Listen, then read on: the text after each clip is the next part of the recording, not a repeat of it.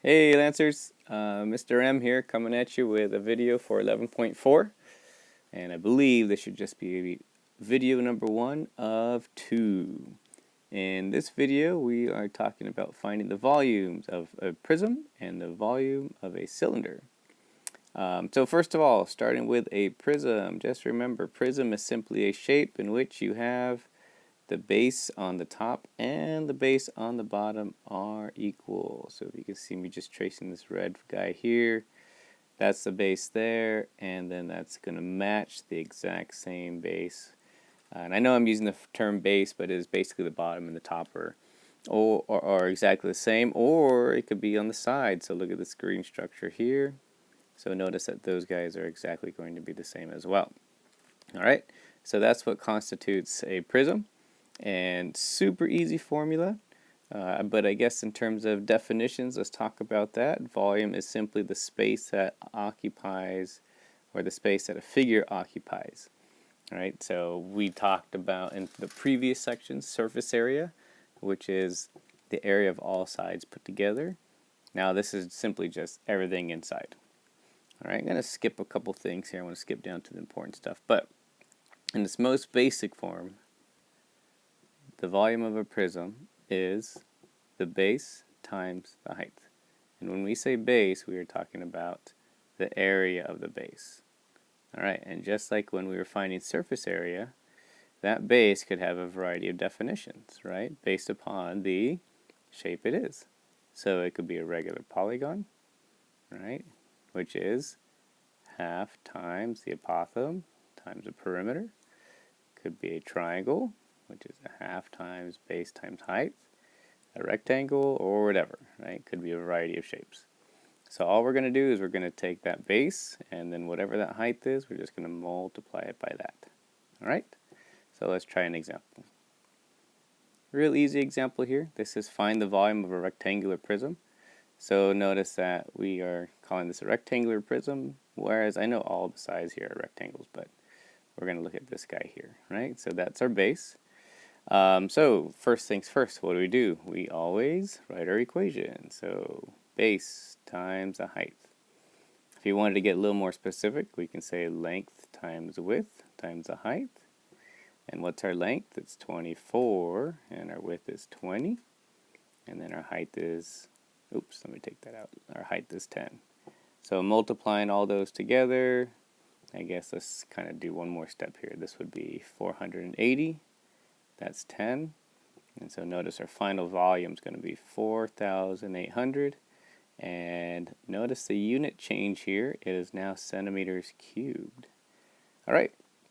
One more. This one says find the volume of a triangular prism. So notice what we got here. The bases are actually on the side, right? So we are going to find the base of this triangle. And you guys might be saying, what is the third side? Well, notice that we have 8 there as well. So this 8 also belongs to that side right there. And so I left the diagram in this particular example just for us to look at for time's sake. But if we take a look at this 8, and there's a variety of ways to find this, but remember the goal is find the area of the base, and in this case, that base is a triangle. So we are looking to find this formula. Area of a triangle equals half times base times height. So this is our base of the triangle, right? So notice that this b here is a lowercase b, so that's different, right? We're just talking about the two-dimensional shape of the triangle. The big B is the entire area of the base. So do we have the base? Yeah, absolutely, right? So half times, we have 8, but we need to find the height.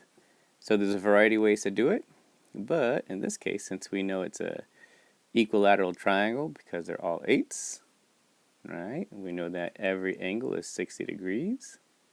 So what we can do is just use our special right triangle. We know that this is 60 here. We know that this guy is 30, right? Which it says, oopsies, that's right there. We can use our special right triangles to solve for this guy. All right, so that being said, I'm going to erase this question mark. Oops, let me try that one more time. I'm going to write in 4 rad 3. Okie doke. And if you notice, this 2 can cancel out with that 4. That's a 2. So we have 16 rad 3 as the height of this triangle. So let's go back to that, right? So it says over here, it says find the area of the base of the prism. Let's put that together. Area of a triangle equals half times base times height. We have half, we have our base, which is 8, and our height, which is 16 rad 3. Okay, let's move on, right? So we have, let's cancel these out. Oh, shoot, sorry. 16 rad 3 is the, sorry about that. 16 rad 3 is the area, haha, not the height. So I'm just going to back up here, and I don't want to do a re-recording. So 16 rad 3 is the area. Did that for you guys. Sorry about that. Let's go to the volume now. So volume of this triangle, or triangular prism, again, is big base times the height. The base is 16 rad 3. We're going to look to our height. Now remember, I'm going to use a different color for you guys. The height in this particular example is 10. Okay, and so we're going to write that 10 in right here. And our final answer is 160 rad 3 inches cubed. Now in this particular example also, though, if you notice up here, it is asking for, let's say, what's the answer? So you would actually punch this in your calculator and you'd end up with 277.1. Right, so we can take that guy and match that up with letter B. Bam, right there. So it just depends, right? And as you guys know, basically the way you answer this depends on the question that is, or the way the question's framed.